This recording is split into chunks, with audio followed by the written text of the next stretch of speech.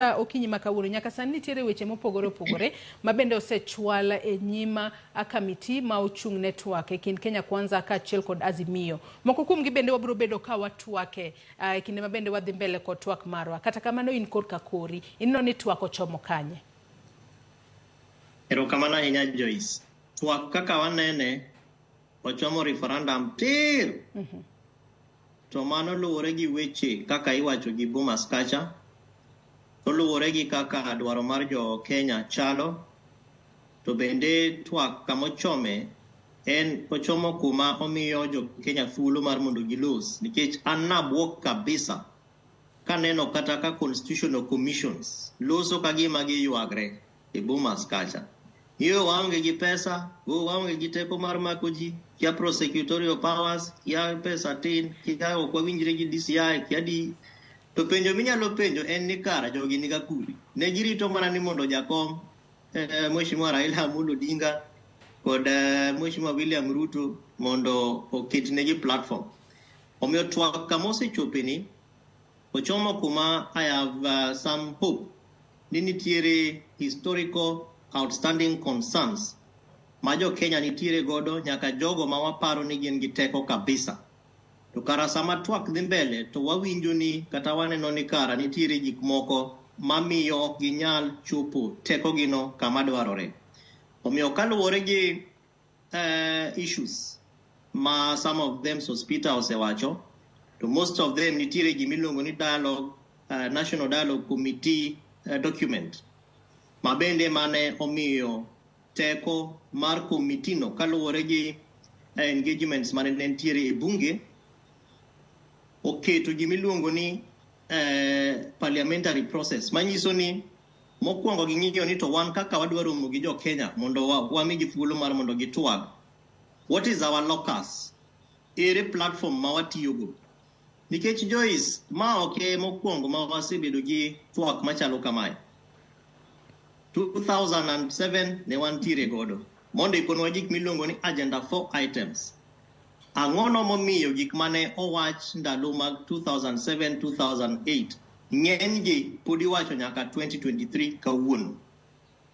Mane ne wabedo gi gik miluongo ni long term and short term issues. En ang'ono momiyo long term go pok wa achieve gi except the political processes manomiyo wa katiba manyien miluongo ni Constitution of Kenya 2010.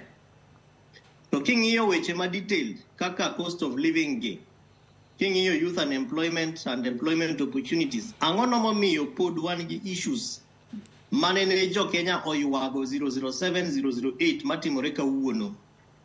Issues mag yiero, ang'ono momiyo every year perennially wan gi concerns, obed 2007, obed 2013, obed 2017, obed 2022, en wach mane.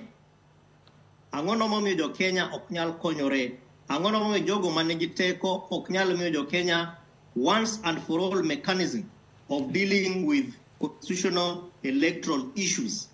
Manyalo luongo gi dho ngere ni bringing closure to contested elections. Anna buok kabisa kaneno nyaka ka Judicial Service Commission. Jogo ma katiba marwa mar Kenya osemiyo teko mang'eny mondo ti kaka katiba dwaro ni pod gidhie parliamentary commission. Yuagre kiani namba watin, there is moripo bedni watimo godo electoral presidential petitions tin. Omiyo Joyce magi gin yuag mabeyo, gin yuage mabeyo, but samoro ka ja Kenya ng'iyo gi to karo wuoro ni katiba manomiwa ni ma waluongo ni Constitution of Kenya ni. Kara jogo mane gi teko gi bende onge gi teko no. Omiyo kuma Twak dhi en kuma ber. Kwayo mara en ni Twak ni dhi konyo jo Kenya mondo ka wadhi e yiero kendo 2027 to issues momiyo wantie kuma wantiere gi to kamati ma hotel ne gi jotendwago osemiyowa about 5 issues ma gidwa ni mondo gidil godo. Ma mokwongo outstanding constitutional matters. Kamoting'o cost of living, kamoting'o rights of individuals, mano article 43. Then what the issues of implementation of 2/3. Mabende in my view, okoripo bedni terebuo committee ni jitwake nikech wasebedo nyaka gi recommendations momiwa gi former Chief Justice gik ma ka president nigi political goodwill titima tima, ka bunge nigi political goodwill titima tima, okochuno ni nyaka wadhi mondo watwage wi some of these issues. Ilero kanyo issues to do with Dede mbele kapo angadi matina pole kwa wantiere ji weche mag checks and balances. Angono momiyo checks and balances, accountability ni nyaka wadhi ma watwag e weche makata katiba wan gi chike mosendiki kaka national government oripo bed ni tiyo, county governments oripo bed ni tiyo, tije moripo bed ni timo gi serikache wa mag kor gwenge gi serikache wa ma serikal mamalo. Angono momiyo gigi ok timi. En wan gi electoral justice and related matters like IEBC. Surely nyaka sani ni ok wanyal bedo gi commission, ni nyaka warit ni jo committee dhi wacho nango mondo eka wabed gi commissioners. It is a painful process nikech sama walosi ni Joyce bende wantiere gi jo Kenya moko maonge gi wabunge at the ward level, gionge gi wajumbe at the constituency level.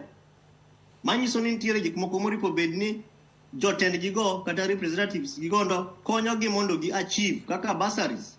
To ginyal nikech onge jogo moripo bed ni pod warito committee ni kata select committee mar IBC nyaka rit ni committee mar Bomas dhi wacho nango.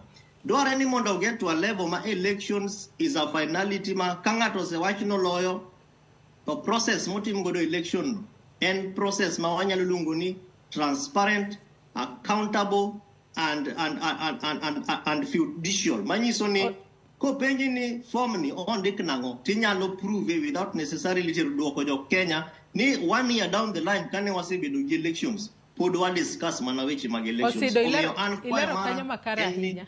Ilero kanyo makara ahinya wacho ni korka korito twaka makamano ochimo referendum ter. Kikwawe oko hospital bungu